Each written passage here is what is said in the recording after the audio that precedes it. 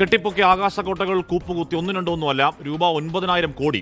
ബാങ്കുകളെയും പറ്റിച്ച് രായ്ക്കുരാമാനം UK വണ്ടുപിടിച്ചതിന് മുൻപുള്ള UB group തലൈവന്റെ പ്രതാപകാലത്താണ്. 98-ൽ September മാസമാണ്. അന്നത്തെ ഒരു വാർത്താ സമ്മേളനത്തിന്റെ തുടർച്ചയിൽ പത്രങ്ങളിലെ ഒരു വാർത്ത ഇപ്പോഴും തപ്പിയാൽ ആർക്കൈവ്സിൽ കിടപ്പുണ്ട്.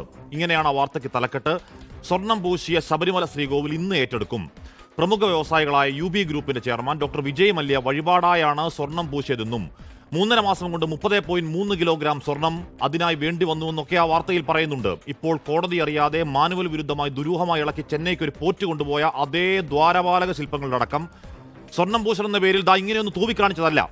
ചെമ്പുപാളിക്ക് മുകളിൽ കട്ടയ്ക്ക് സ്വർണ്ണ പ്ലേറ്റുകൾ അടുക്കി പൊതിഞ്ഞു വെച്ച് കൊടുത്തതാണ് കിങ്ഫിഷർ മുതലാളി. ആ ശില്പങ്ങളിലെ കിലോ കണക്കിന് സ്വർണം വർഷങ്ങൾക്കിപ്പുറം പോയത് എവിടെയാണ്, ആവിയായി പോയത് എങ്ങനെയാണെന്ന് പലയാവർത്തി ഇടക്കാല ഉത്തരവുകളിൽ ചോദിച്ചുകൊണ്ടേയിരിക്കുന്നത് മാധ്യമങ്ങളല്ല, പ്രതിപക്ഷമല്ല, സാക്ഷാൽ കോടതിയാണ്. ഏതോ ഒരു ഉണ്ണിപ്പോറ്റിയുടെ മണ്ടയ്ക്കങ്ങ് ഇട്ടാൽ തീരുന്ന പ്രശ്നമാണോ അയ്യപ്പന്റെ അസറ്റുകൾ അപ്രത്യക്ഷമാവൽ? 1-ാം പ്രതി കട്ടായം ദേവസ്വം ബോർഡാണ്. ആ സ്പോൺസർ വേഷധാരി ചുമ്മാതങ്ങ് ഇളക്കിക്കൊണ്ടുപോയതാണ്. 2019-ൽ ദേവസ്വം ബോർഡ് അടിച്ചിറക്കി ഒപ്പിട്ട് കൊടുത്ത ഉത്തരവിലും ആ ശില്പങ്ങളിൽ കട്ടയ്ക്ക് ചാർത്തി കൊടുത്ത സ്വർണം കാണുവാനില്ല. അവിടെയും ചെമ്പാണ്, ചെമ്പ്.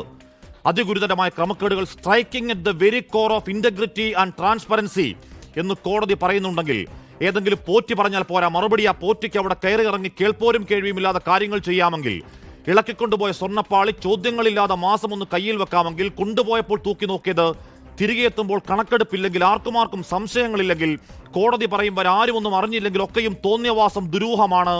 പൂങ്കാവനത്തിൽ നാറുന്നുണ്ട് ഒരു കള്ളക്കച്ചവടത്തിന്റെ കെട്ടവാട. ഏതോ ഒരുത്തന്നെ തലയിൽ വെച്ച് രക്ഷപ്പെടാനാവില്ലെന്ന് ദേവസ്വം സാറന്മാർക്കും പങ്കെന്ന് പറയലാണ്. ഒരു ശില്പത്തിന്റെ കാര്യത്തിൽ മാത്രം ഇത്രയും ഉടായ്പ കൊണ്ട് ഞെട്ടിയ കോടതി വിശാലമായ സ്ട്രോങ് റൂമുകൾ, ഖജാനകളടക്കം തുറന്ന് കണക്കെടുക്കുക എന്നാണ് ഉത്തരവ്.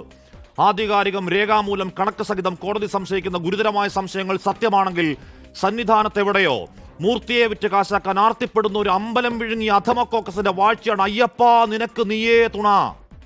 ലോകത്തെവിടെയായാലും ഏത് സമയത്തും 24 വാർത്തകളും ഓഗ്മെന്റഡ് റിയാലിറ്റി പാക്കേജുകളും എക്സ്പ്ലെയിനറുകളും വിശദമായി കാണാൻ ഞങ്ങളുടെ യൂട്യൂബ് ചാനൽ നിങ്ങൾക്ക് സബ്സ്ക്രൈബ് ചെയ്യാം.